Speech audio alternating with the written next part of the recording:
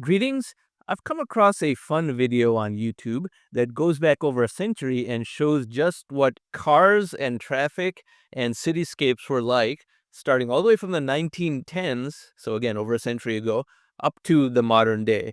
And I'm going to insert some commentary as we view parts of this video because there's a number of technological trends that are visible here and how change may seem very little day to day or even year to year, but as you accumulate years and decades, a lot of exponential change begins to take place, and not just in one area, but multiple areas, 4, 5, 6 areas among the ones we'll talk about, and a number of subtle ones that we will not have time to speak about in this video over here. But this is interesting because you can see the progression across cars themselves, across driving protocols and speeds, across cityscapes and pavements and roads, across skyscrapers, and the extent to which technological products are large enough to be part of a cityscape, as well as just filming technologies in general, black and white to grainy color to high definition color as well. So all 5 of those trends are ones we're going to witness as we go through this video over here.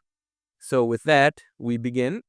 As we see the 1910s and 1920s, many roads are not paved, many cars are not able to go more than 20 or 25 miles per hour, and cities have not oriented towards cars, as you can see.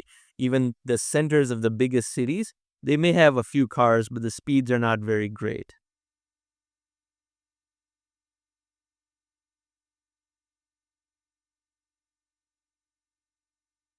Now, over here in the 1930s, you see the cars are much more advanced. The roads are more paved. And also you see buses and other modes of transportation becoming more normalized. However, the roads are not divided into lanes, and therefore this is still very dangerous. This is when the rate of traffic fatalities was actually very, very high. In the 1940s, you see now the roads are divided and the cars are much more advanced. They are, in fact, capable of modern types of speed, but the cityscapes are still very primitive.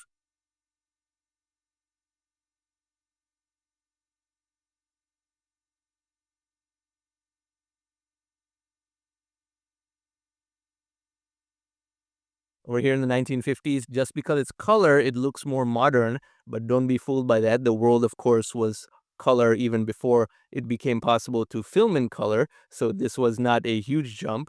But the cars are better from an engineering perspective. The buildings are more modern, but you still have those telephone poles and outward electrical wires, which is very primitive and not something we see a lot in the 2020s. Here in the 1960s, however, things are becoming more modern in terms of highways and cars and traffic norms and traffic lights and rules and things like that, starting to look a little bit more like our modern world, skyscrapers for the first time outside of just 1 or 2 that existed in New York City and so forth.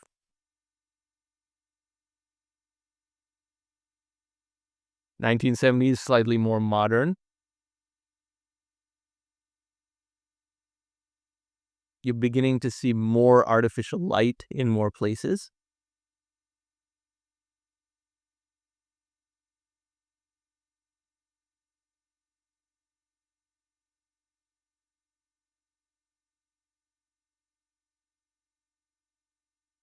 Here in the 1980s, you are starting to see even more modernity, modern traffic practices, cars that are perhaps starting to become what we would consider acceptable by today's standards, and quite a few more skyscrapers.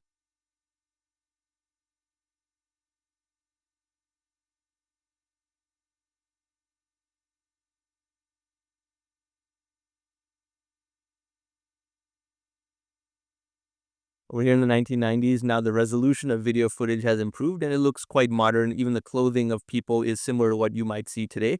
I no longer have the music associated with each decade that I had in the early videos, and that's to avoid any copyright claim problems. So you should watch the original video to see decade-specific music that is associated with each of these clips. But cars in the 1990s were still primitive. So by the 2000s, you're starting to get a big improvement in car technology. Many of the cars look modern and the people look modern, and even the resolution of the footage is modern. So most of the change now is in the electronics of cars. That's where Moore's Law and other such exponential trends are starting to manifest and creating a computerization of the car, not visible outwardly, but extremely valuable and important in terms of modernization of cars. And that continued through the 2010s. We are now starting to see more and more artificial light on the outside. Low-cost LED displays, video screens that are huge, all of that now became possible in the 2010s. And this gets us just to the doorstep of our modern time, the 2020s.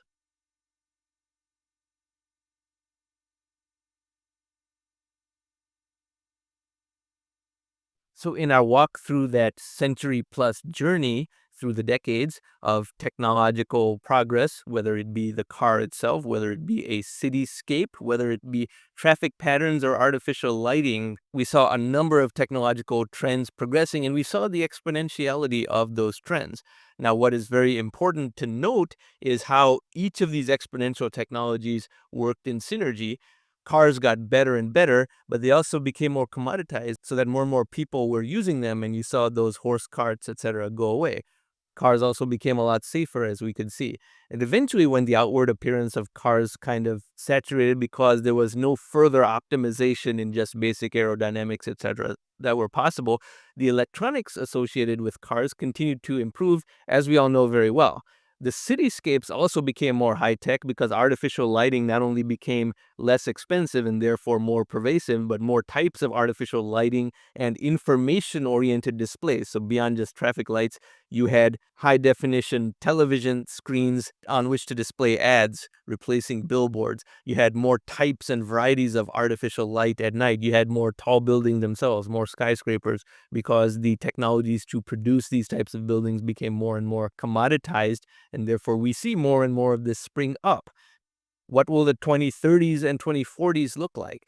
Footage from that time, even though it's not that far away, will look very impressive to us today, just like footage of today would look impressive to people from the 1950s and 1960s. Self-driving cars, which is something I don't think will happen until around 2032, but after it happens, what will occur then is that cityscapes will change and that there'll be a lot fewer parking lots because many cars will be on demand and they will no longer have to be parked and unused most of the time. Therefore, parking spaces on the side of streets and land devoted to parking lots will eventually be repurposed. Also, at traffic lights, cars will move in unison. They will not be disorderly and disjointed like human drivers, but they'll all move in unison when a light turns green, and some are making left turns, some are making right turns, and some are going straight ahead. And that will seem surprising to someone from our time if we were to see that for the first time, but that will become a normalized aspect of the 2030s and 40s. There will also be a lot more skyscrapers that are much more high-tech looking. And those are things to look forward to as we proceed. But the key is to view how multiple technological trends, seemingly unrelated to each other, are all moving in synergy to create a more modernized and more efficient and more economically productive outcome, which is visually apparent. And what I want everyone to get to is a point at which you can tell what decade certain footage was taken from without it being labeled. And not by the model of the car, because that is the least interesting aspect of the whole thing, but rather the technological advancement of the cars and the cityscapes that you're seeing, and even the clothing of the people. You should be able to judge when certain footage was taken within a decade of accuracy just by looking at the technological level and the basic prosperity level of the surroundings within the footage that you are observing at that time. Now, if you found this video interesting and you find the synergies between all these technological trends to be fascinating and you'd like to learn more about this, then I encourage you to subscribe to the channel, and thank you very much for watching.